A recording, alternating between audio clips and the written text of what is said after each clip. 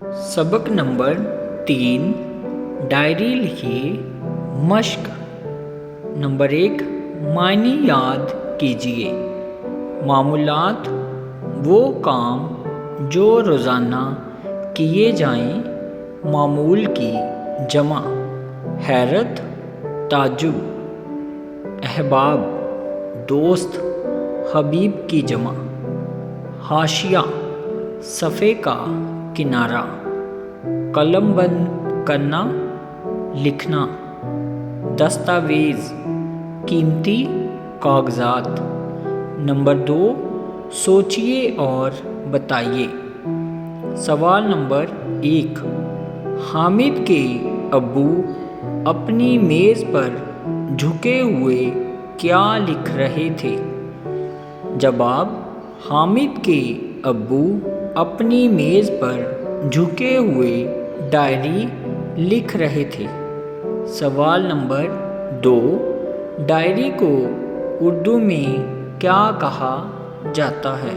जवाब डायरी को उर्दू में रोज़नामचा कहा जाता है।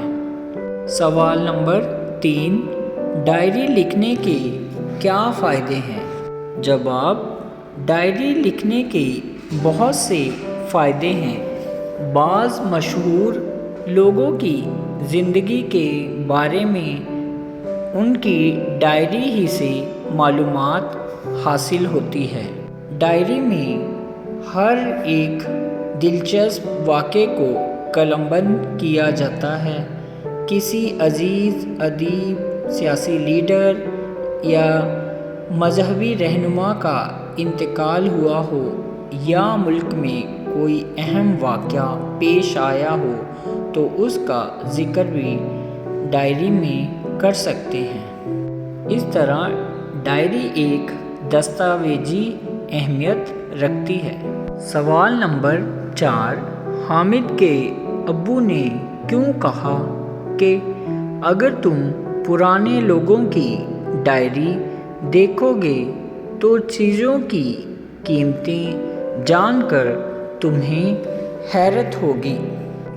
जवाब हामिद के अब्बू ने इसलिए कहा कि अगर तुम पुराने लोगों की डायरी देखोगे तो चीज़ों की कीमतें जानकर तुम्हें हैरत होगी, क्योंकि पुरानी चीज़ों की कीमतें बहुत कम थी।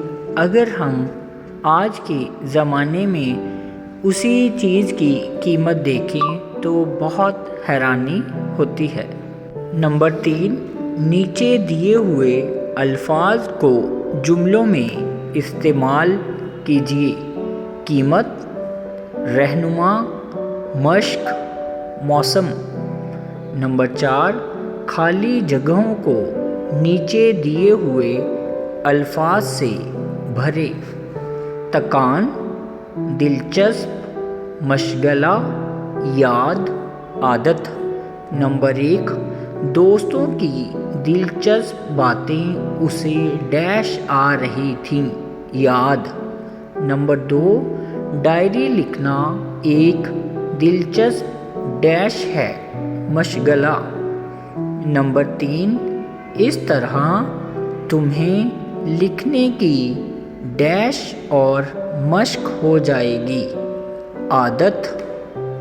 नंबर 4 डैश की वजह से देर तक सोता रहा, तकान।